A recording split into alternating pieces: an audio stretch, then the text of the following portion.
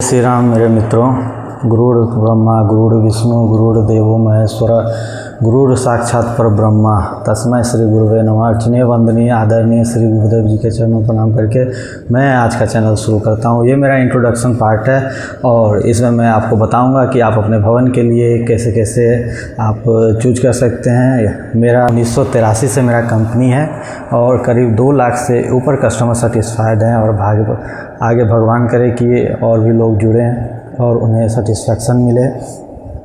सबसे पहले आपको मैं सादर आमंत्रित करता हूं अपने चैनल पे और मैं बताता हूं कि आगे क्या करना है। तो मैंने जो आज का इंट्रोडक्शन पार्ट है उसे मैंने अनेक भागों में विभक्त कर दिया है। तो सबसे पहला मैंने कर लिया है तो साइट सुपरविज़न।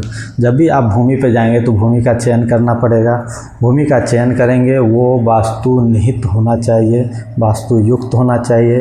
वास्तुशास्त्र एक शिल्प कला है।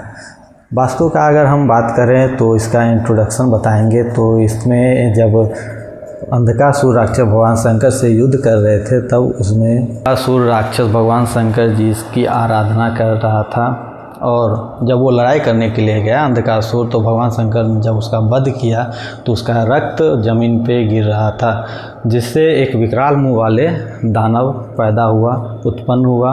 उसने क्या किया कि जो लहू गिर रहा था धरती पे उसे वो रक्तपान करने लगा। फिर भी जब उसकी भूख नहीं मिटी तो भगवान शंकर की आराधना करने ठीक उनके सामने ही सम्मुख बैठ गया। जब भगवान शंकर प्रसन्न हुए तो उनसे उसको वर मांगने को बोला।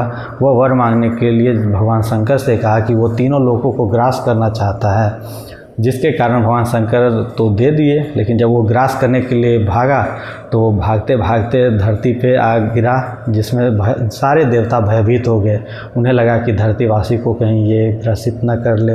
तो इसके लिए सभी देवता उस राक्षस के उल्टे मुंह के बल गिरा के जिस शरीर पे जहाँ जहाँ उन्होंने उसे दबा रखा था उसी अंग पे वो देवता विराजमान हो गए। जैसे इंद्र, महेश, उसके बाद जयंत, शनि, बुध, जितने भी देवता हैं सभी देवता दबा दे। तो उसी जो राक्षस था जो उल्टे मुंह गिरा था उसका नाम वास्तु पड़ा और जिस अंग पे जिस देवता ने पैर रख के उसे दबाया हुआ है उस देवता का स्थान वहीं निहित हो गया। इसलिए एक मनुष्य पे वास्तु का बहुत ही बड़ा और लाभकारी इफ़ेक्ट है। और सबसे बड़ी बात कि ये जो ऋतुएं चेंज होती है, काल चेंज होता है।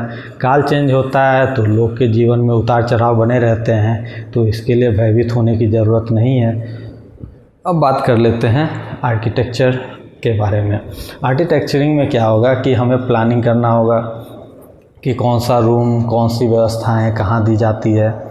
उसके बाद हम आ जाते हैं सिविल इंजीनियरिंग पोर्शन में। उसमें आपको साइट सुपरविज़न के साथ साथ सर्वेइंग होगा, लेआउट होगा, लेबलिंग होगा, बेंचमार्क्स, डेटम, ये सारे कुछ उसमें इंक्लूड करके उसे एक ट्रेंच को हमें प्लेन बनाना पड़ता है। या हमें फाउंडेशन जब स्टार्ट करेंगे जिस ट्रेंच पे जो फाउंडेशन जाएगा उसे उस ट्रेंच पे ही हम क्या करेंगे, स्टेबल करेंगे। तो हम जब भी सिविल इंजीनियरिंग पोर्शन देखते हैं तो उसमें स्टेबल हम रिजिड फ्रेम पे लेके चलते हैं।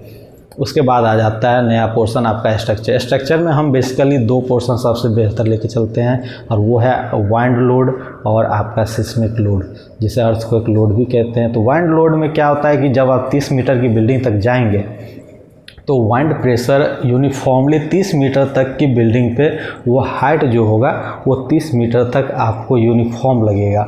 जैसे ही 30 मीटर एबव जाते हैं तो हर 5 मीटर के इंटरवल पे क्या होता है, वाइंड प्रेशर का जो इंटेंसिटी है वो बढ़ता इंक्रीज करते जाएगा।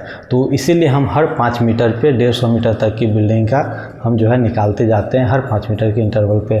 जैसे 150 मीटर इंक्रीज करेगा तो उसका अलग क्राइटेरिया है। उसमें क्या होता है कि बेस जितना इंक्रीज करेगा टॉप उतना कम होगा। जैसा कि आप देखते हैं कि जितने भी हमारे टावर्स बनते हैं, बड़े बड़े बिल्डिंग का टावर्स बनता है, वो क्या होता है, बेस ज़्यादा होता है और टॉप में जाने के बाद वो कम होते चला जाता है। इसे कहते हैं पिरामिड। जो भी स्टाइल होता है ये स्टेबल रखने के लिए।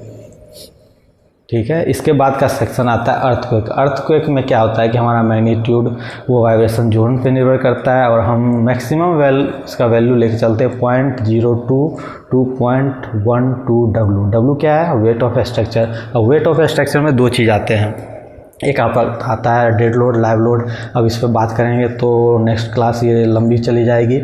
तो हम ये सारे लोड का जब निकालते हैं तो ये दोनों वैल्यू को मिला के और इस पे जो देखते हैं कि मैग्नीट्यूड पे कितना ये आ रहा है, तो उसी मैग्नीट्यूड पे आधार करता है कि आपका स्ट्रक्चर कितना अच्छा है। जब भी हम कमर्शियल प्रोजेक्ट करते हैं तो हॉल जो होता है, हॉल में कितना कम से कम आपका पिलर होना चाहिए ताकि हॉल मेरा क्या हो, सबसे ज़्यादा देखने में अट्रैक्टिव होना चाहिए। अब मान लीजिए लाइन से पिलर दे दिए, पिलर तो दे दिए, लेकिन क्या वो बाहर से अपीयरेंस तो गड़बड़ हो गया।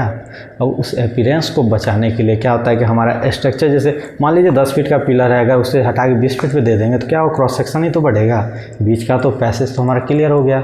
अब इसीलिए हम जो है मैक्सिमम दूरी, मैक्सिमम स्पैन लेते हैं। इसीलिए तो जब भी हम स्टील स्ट्रक्चर पढ़ते हैं, डिज़ाइन ऑफ DSS पढ़े होंगे, अब बता देते हैं उसमें कि उसमें जो रॉड होता है उसका जो होता है, जो गेज बनता है, वो उसी पे डिपेंड करता है कि कितना स्पैन है और कितना का लेंथ बनता है।